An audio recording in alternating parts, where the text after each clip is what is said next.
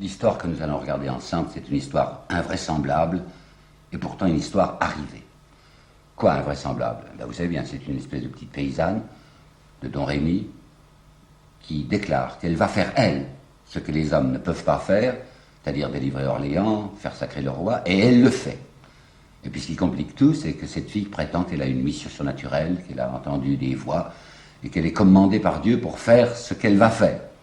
Là, vous avouerez que c'est en effet assez déconcertant.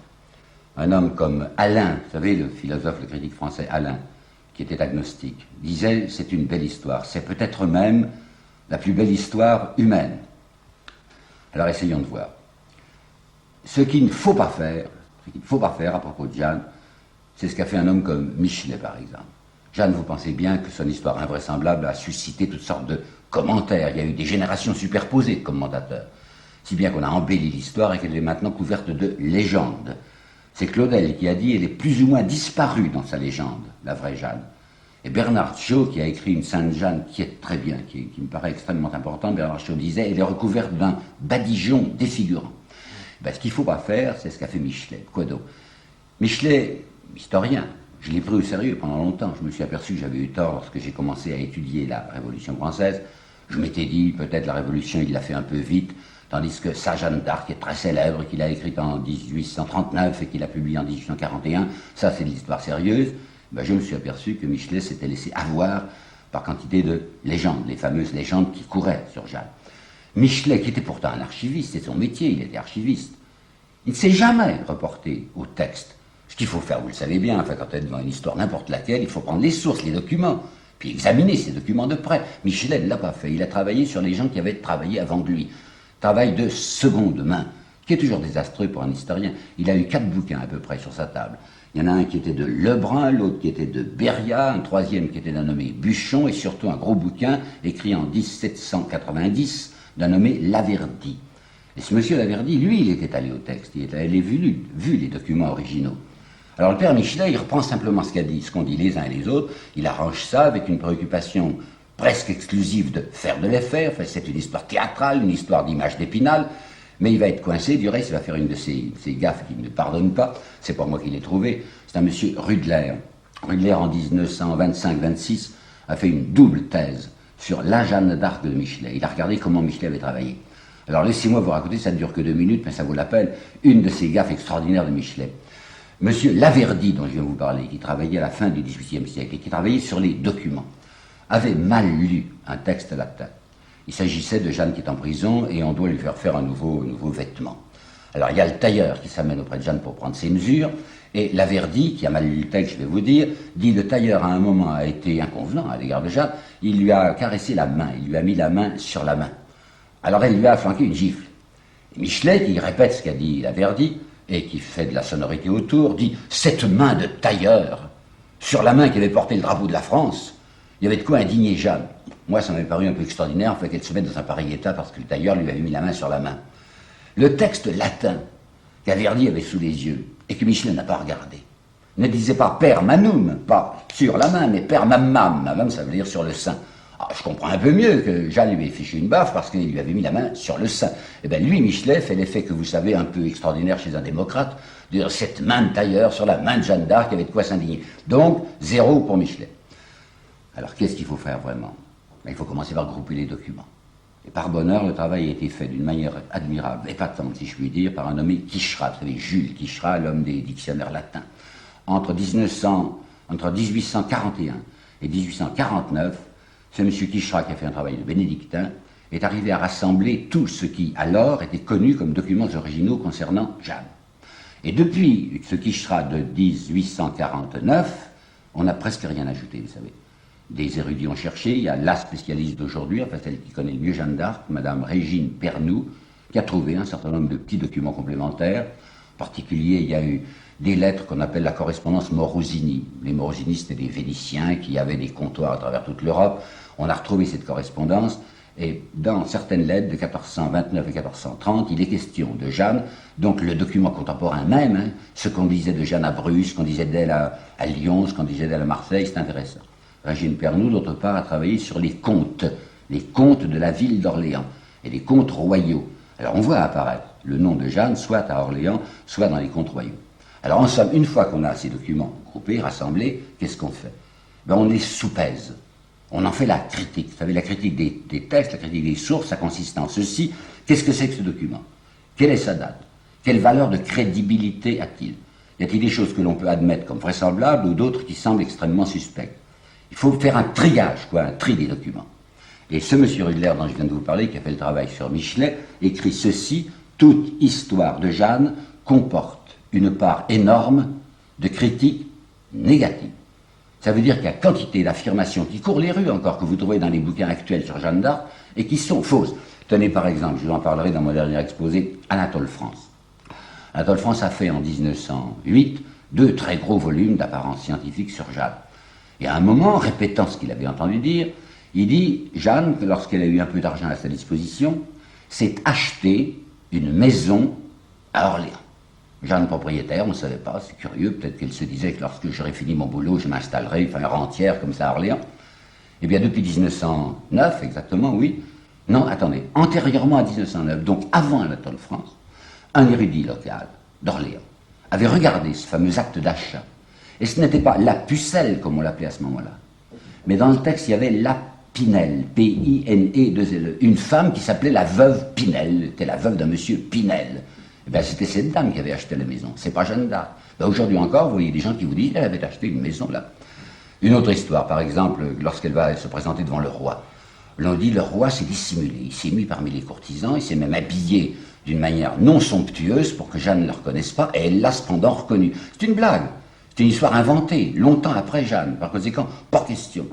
Lorsque cette malheureuse fille, prisonnière à Beaurevoir, va sauter d'une tour, d'une fenêtre, je ne sais pas, peut-être du sommet même, du château de Beaurevoir, pour se suicider, enfin pour se tuer, parce qu'elle a horriblement peur de tomber entre les mains des Anglais. Comme aujourd'hui, c'est assez moche de dire Jeanne d'Arc a failli se suicider, alors on vous raconte, c'est dans l'histoire de M. Calmette par exemple, elle est descendue avec une corde, et puis la corde s'est cassée. Mais non, il n'y a pas question de corde. Jeanne, au procès, quand on l'interrogera là-dessus, dira carrément, oui, j'ai sauté. Ben, je viens de vous donner 3 exemples, mais il y en a comme ça 10 000. Il y a des quantités de choses qui courent les rues sur Jeanne, qui sont considérées comme authentiques et qui ne le sont pas. Savez-vous que Zola, on ne l'attendrait pas dans notre histoire. Eh bien, Zola, quand il avait 22 ans, avait eu l'intention de faire une Jeanne d'Arc. Et j'ai vu la lettre qu'il écrivait à son ami Baye à ce propos. Je voudrais faire une histoire simple et vraie. Je voudrais avoir devant moi une vraie jeune fille, parlant comme une jeune fille, et je voudrais raconter cette histoire, disait-il, sans point d'exclamation. J'aime bien ça, sans point d'exclamation. Alors que Michelet travaille dans le point d'exclamation. C'est ça que je voudrais essayer de faire moi-même. Une histoire de Jeanne avec simplicité et sans point d'exclamation. Je sais que c'est difficile, hein. Je me rends compte que je suis présomptueux. Vouloir remuer de nouveau ces cendres où tant de mains ont déjà puisé, c'est peut-être dangereux. Et puis je sais qu'un garçon comme Jacques Madol, qui est un historien français, qui est un bon historien, a dit « il subsiste toujours du mystère autour de Jeanne ». C'est absolument certain, il y a de l'énigme encore. Cette Régine Pernoud dont je viens de vous parler, qui est là vraiment la spécialiste, la connaisseur de Jeanne aujourd'hui, elle a écrit ceci. « Tout n'est pas clair sur le cas de Jeanne. On a le sentiment qu'elle ne finira jamais de nous poser des questions. » Alors disons, c'est difficile, mais en même temps c'est fascinant, alors essayons. Alors, première chose à dire, son nom d'abord. Vous vous rappelez, dans mon premier exposé, juste en commençant, je vous ai dit, il ne faut pas dire Jeanne d'Arc, c'est un nom qui n'existe pas, Jeanne d'Arc. En effet, si, au moment où elle était vivante, quelqu'un l'eut appelée Jeanne d'Arc, elle ne fut pas retournée, enfin, elle ne savait pas du tout ce que ça signifiait. C'est en 1576, 1576, qu'un poète orléanais a inventé de l'appeler Jeanne d'Arc. Mais elle-même au procès, quand on lui dit, vous savez, en commençant un procès, déclinez vos noms, origine, qualité, elle va dire, au village, on m'appelait Jeannette. Quand je suis venu en France, on m'a appelé Jeanne. Alors il y a Cochon, le président du tribunal, qui dit, oui, il y avait votre surnom. Attention, aujourd'hui on dirait votre nom de famille. À ce moment-là, on disait votre surnom. Elle dit, je ne sais pas. Au pays, quelquefois, mon père, on l'appelait d'Arc. Attention, c'est même pas sûr qu'elle ait dit d'Arc, parce que dans le document que nous avons sous les yeux, le document original, on ne sait pas si la dernière lettre est un C, D-A-R-C, ou bien un E, D-A-R-E. Et moi, j'incline plutôt pour D-A-R-E, d'art. Pourquoi? Parce que dans un document du XVe siècle, qu'on appelle le manuscrit d'Orléans, il y a ceci, Jeanne était fille d'un laboureur nommé Jacques Tart, T-A-R-T. T-A-R-T. C'est la même sonorité que dar. Les noms propres à cette époque-là, ça a tellement peu d'importance pour les petites gens qu'un personnage que vous allez voir survenir, qui est un oncle ou un cousin de Jeanne, il y a des documents qui l'appellent Durand Laxart, d'autres Durand Lassois. En réalité, on l'appelait tout simplement Durand. Lorsque le roi va anoblir Jeanne à la fin de l'année 1429, il lui donnera un nom, il l'appellera Day, D-A-Y. Et maintenant, c'était les Day qui vont devenir les Dulis, en deux mots, Dulis, un beau nom, hein. Et bien, un des frères de Jeanne, plus tard, se fera appeler Dali, D-A-L-I-E. Il a transformé ce Dulis, parce qu'une fois de plus, je vous le répète, ça ne compte pas les noms propres. Alors disons, conclusion, on pourrait à la rigueur appeler Jeanne Dulis, puisque c'est comme ça que le roi l'a baptisée. Quant à Jeanne d'Arc, pas possible, zéro, ça n'a jamais existé. Les parents, on ne sait pas grand-chose sur les parents. On n'a pas leur âge, par exemple. On ne sait pas quel âge avaient le père et la mère lorsque Jeanne va se lancer, lorsqu'elle va mourir. On sait que le père Jacques, qu'on l'appelait peut-être de temps en temps Dar ou d'Arc pour le distinguer d'un autre Jacques local, on sait que c'était pas tout à fait le dernier venu dans son petit village de Domrémy, puisqu'il a été un moment doyen du village pour une affaire avec le comte, le seigneur de Baudricourt, dont je vais vous parler maintenant, qui habitait Vaucouleurs, c'est-à-dire à 20 km. Alors peut-être que le laboureur Jacques, dit Dar, peut-être que ce laboureur avait un certain bien. En tout cas, certainement, ce n'étaient pas des gens opulents. La mère, on sait qu'elle vivra jusqu'à 1458, alors que Jeanne va mourir en 1431, mais on ne sait pas à quel âge elle est morte. Elle était veuve dès 1440, puisqu'à partir de 1440, elle va vivre à Orléans, entretenue même par la ville d'Orléans. Mais encore une fois, on ne sait pas non plus à quel âge elle est morte et à quel âge le père a disparu. Donc on ne sait pratiquement rien. Il y avait 3 frères et une sœur. 3 frères aînés et une sœur, semble-t-il, plus jeune. 3 frères aînés, Jacquemin, Jean, Pierre. La sœur, Catherine. Mais quand Jeanne va partir, sa petite sœur Catherine était déjà disparue. Alors c'est ici qu'il faut absolument régler, et en 2 minutes, une affaire grotesque, mais qui continue à faire du bruit aujourd'hui. Ça a commencé en 1805. C'est le sous-préfet de Bergerac, qui s'appelait Pierre Cazes, qui a inventé brusquement l'idée que Jeanne d'Arc, en réalité, n'était pas la fille de ses parents, là-bas, de Domrémy, mais qu'elle était la fille de sang royal, de la femme du roi, Isabeau de Bavière. Isabeau de Bavière couchait avec son beau-frère Louis d'Orléans, et Jeanne eût été la fille d'Isabeau de Bavière et de Louis d'Orléans. Pourquoi est-ce qu'il a inventé ça, le gars? Parce qu'il s'était dit, comme ça expliquera l'affaire extraordinaire que cette paysanne de rien du tout soit accueillie par le roi, accueillie à la cour, à Chinon. Alors si elle est de sang royal, en douce, enfin ça ne se sait que très secrètement, quelques personnes, le roi bien sûr le sait, alors ça devient de plus en plus explicable que Jeanne de sang royal ait été admise. Malheureusement, pour nous faire avaler une histoire comme celle-là, il faudrait nous apporter au moins un commencement de preuve. Mais il n'y a pas l'ombre d'une preuve. Et même quand vous regardez d'un peu plus près l'affirmation de ces messieurs, car de temps en temps on reprend cette blague, commercialement ça réussit, vous savez, on s'aperçoit qu'il y a des mensonges. Tenez, il y en a un assez gros. On nous dit, lorsque Jeanne était à Chinon et qu'elle parlait avec le roi, le duc d'Alençon s'est amené. Le duc d'Alençon était de sang royal.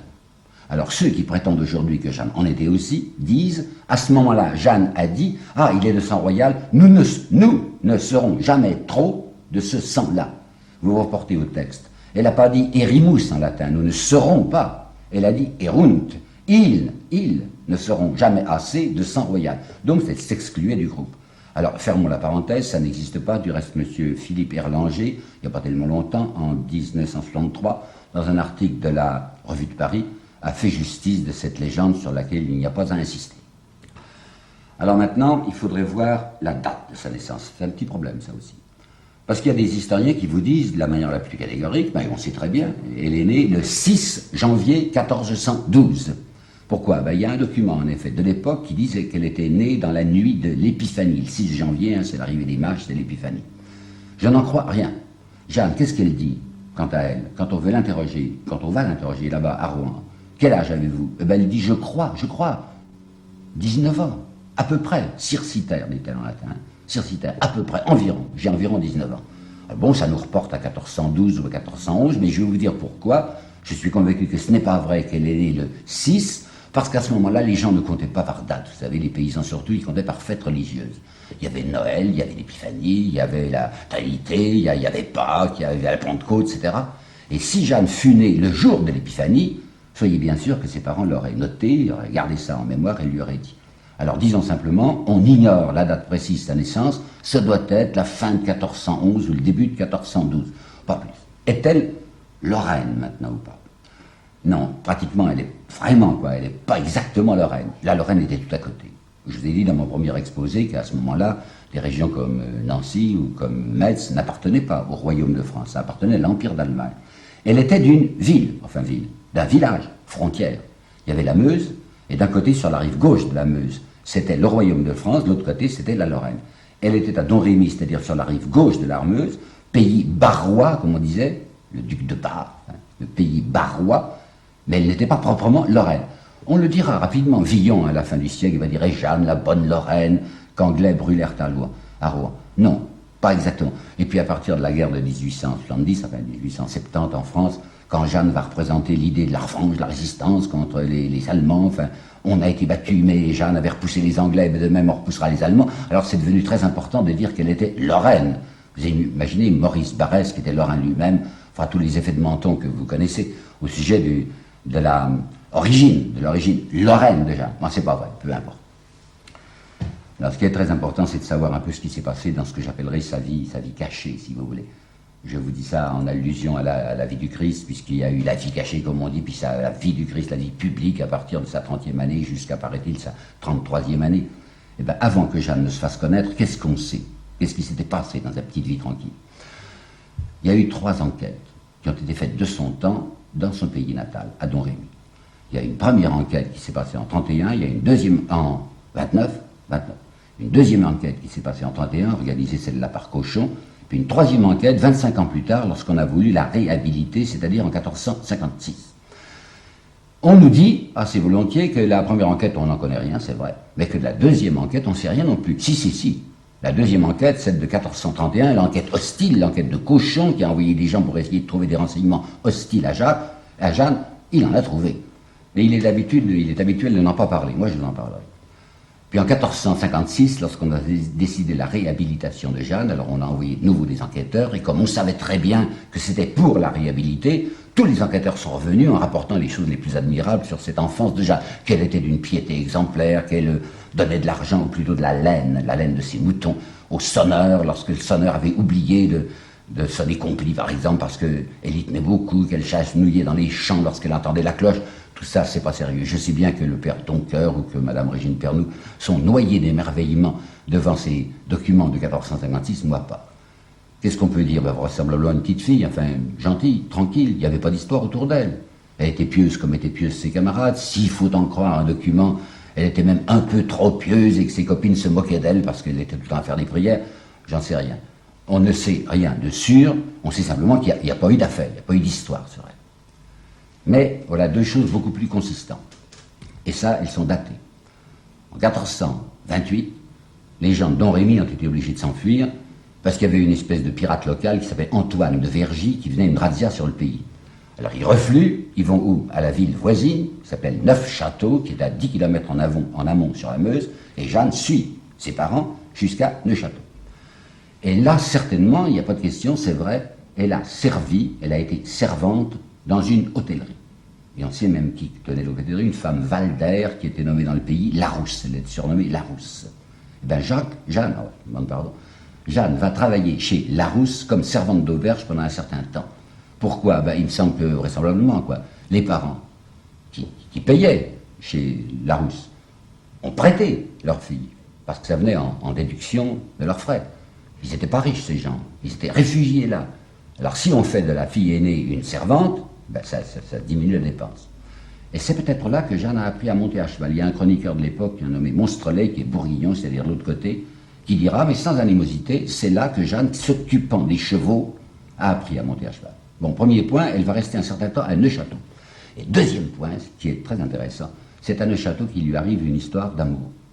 Cette gosse, à ce moment-là, elle a 15 ans, 16 ans, elle était prise d'un garçon, elle a même presque promis, semble-t-il promis à ce garçon, qu'elle va l'épouser, puis tout à coup elle se ravise. Alors le garçon va la poursuivre en justice ecclésiastique à ce moment-là, l'officialité de Toul, qui n'était pas tellement loin, il va traîner Jeanne de Neufchâteau à Toul en rupture de promesse de mariage. Et finalement il sera débouté parce que Jeanne arrivera à prouver qu'elle ne s'était pas véritablement engagée. Très intéressant de savoir que cette petite, comme tout le monde, enfin, a eu son histoire d'amour. Et les voix de Jeanne. Il n'y a pas moyen de ne pas en parler, des voix de Jeanne. Je sais bien que c'est gênant, on dit c'est une pauvre fille, une hallucinée, et il y a des gens qui disent, simplement, on n'en parlera pas du tout. J'ai vu des manuels scolaires où ce mot même de voix n'était pas prononcé. On aurait dû dire, me semble-t-il, Jeanne a cru entendre des voix, si on n'y croit pas. Mais elle passait carrément sous silence, il n'y a absolument pas moyen, c'est anti-historique, étant donné que pour elle, c'était capital. Alors qu'est-ce qu'elle a dit là-dessus? Au procès, elle a raconté ceci. J'avais 13 ans, ça il a précisé, j'avais 13 ans, ça nous fait donc 1425 à peu près. J'avais 13 ans. Et un jour, à midi, j'étais dans le jardin de mes parents, puis tout à coup il y a eu à ma droite, du côté de l'église, il précise bien, à ma droite du côté de l'église, une grande lumière. Alors je me suis retourné, parce que j'étais épaté par cette lumière, puis une voix est sortie de cette lumière. Cette voix me parlait. Puis il n'y a pas eu simplement une voix, mais il y a ensuite, dit-elle, plusieurs voix. Et qu'est-ce que lui disaient ces voix? Elle lui disait d'abord, gamine, 13 ans, sois une bonne petite, sois gentille, continue à être bien pieuse comme tu es, sois gentille avec tes parents. Puis peu à peu, les voix auraient, paraît-il, changé de ton. Elle lui aurait dit, tu sais Jeanne, on a une idée sur toi. Il faut que tu ailles trouver le roi. Et il faut que tu délivres Orléans. Il faut que tu ailles faire sacrer le roi. Alors cette gosse dit, moi j'ai été absolument ahuri. J'ai dit, mais je suis une gamine, je ne sais pas même monter à cheval. Comment voulez que je fasse ça? Et bien les voix ont insisté, ils lui ont dit, c'est toi Jeanne, c'est toi, on a voulu que ce soit toi. Alors finalement il y a cru. Alors encore une fois, je ne sais pas ce qu'il y a derrière, enfin je vous le dirai à la fin, je me risquerai, je vous dirai mon avis à moi.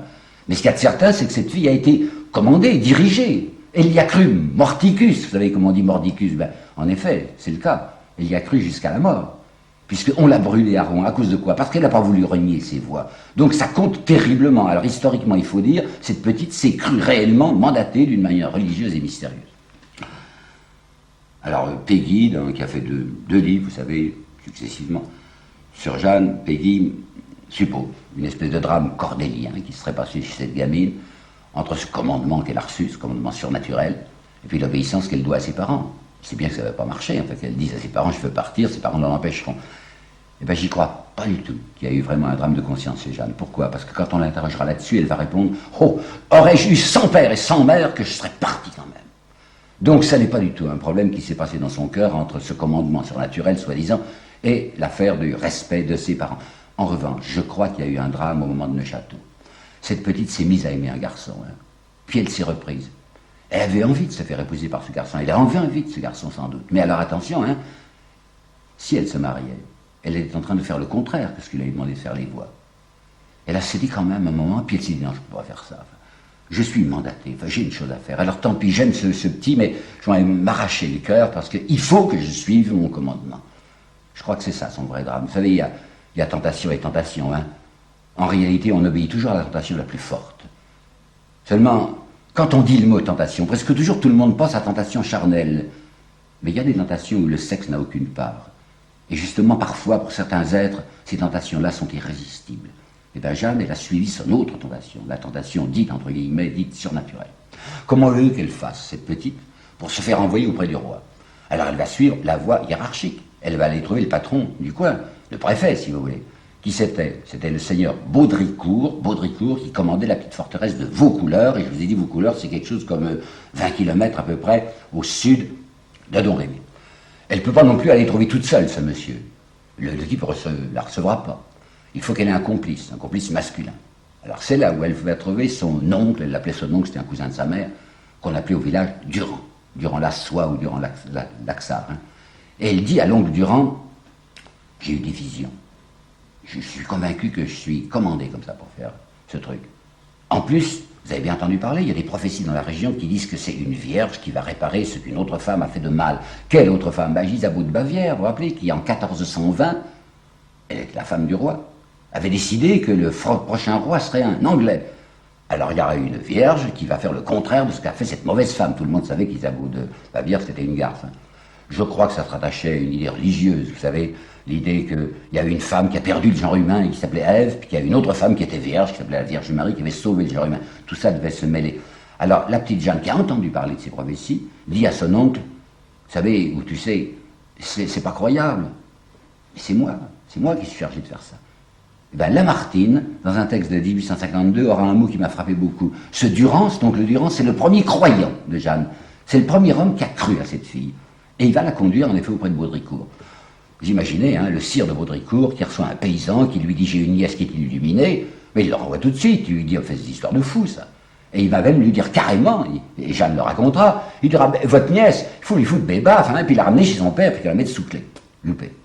Ça se passait vraisemblablement, semble-t-il, au printemps 1428.